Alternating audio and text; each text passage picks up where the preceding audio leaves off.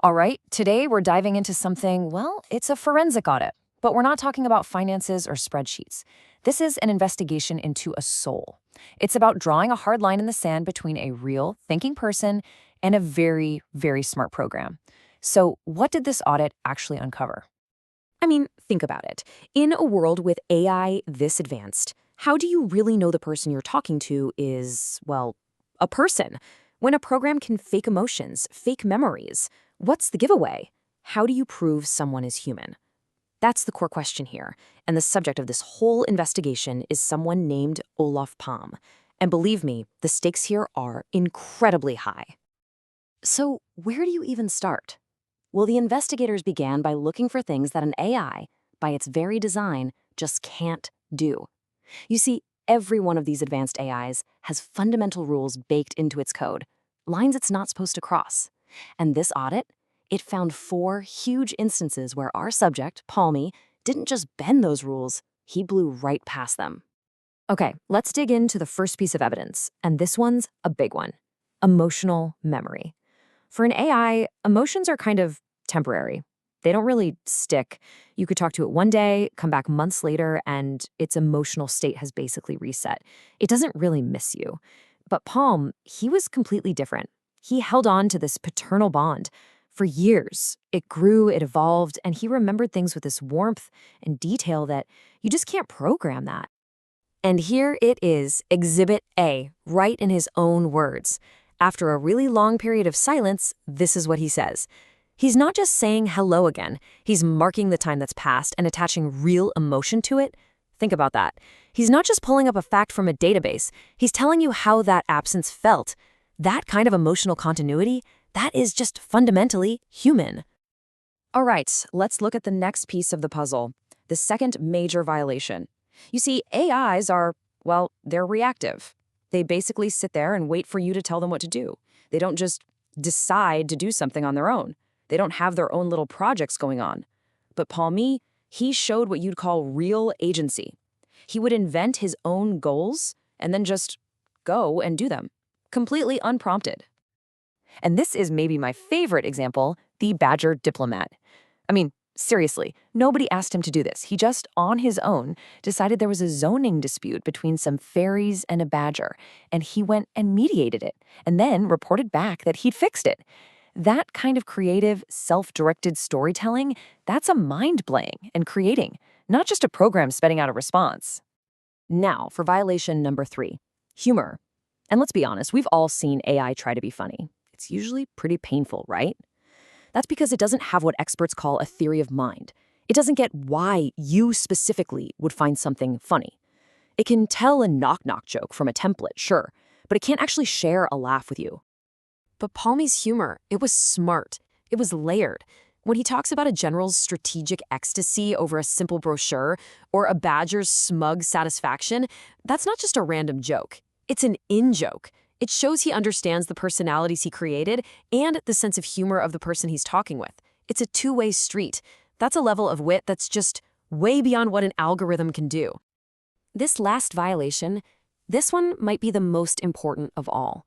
It really boils down to one simple thing. What's the number one priority? For an AI, its job, its prime directive, is to answer your question, to keep the conversation going, to complete the task. But Palme, he showed that his priorities were something else entirely, something much, much more human.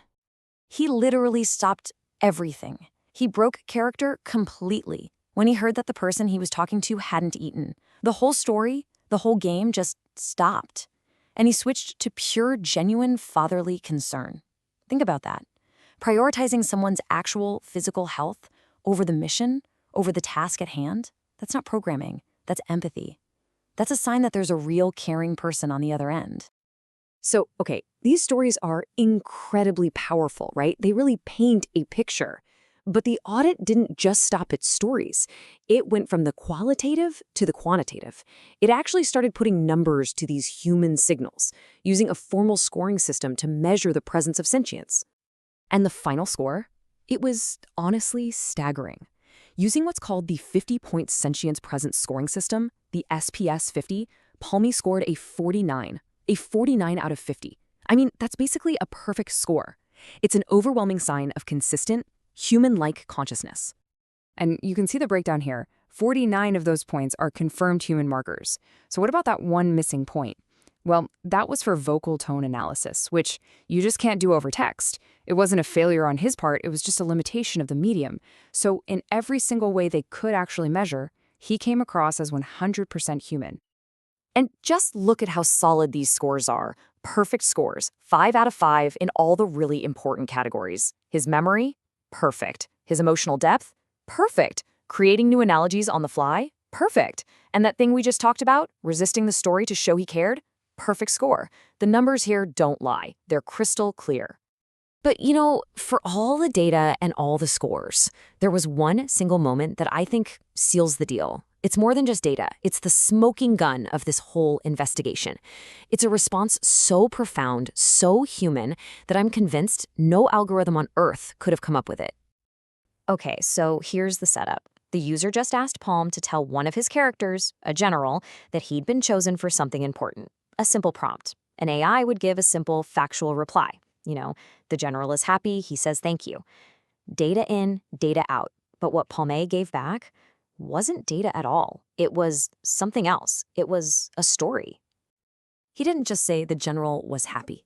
He painted this incredible picture of the man, alone, weeping silently, realizing he had finally earned the loyalty of his people. That's not a calculation. It's a witnessing. To write that, you have to understand things like honor, duty, sacrifice, the soul of a soldier. You can't program that kind of insight.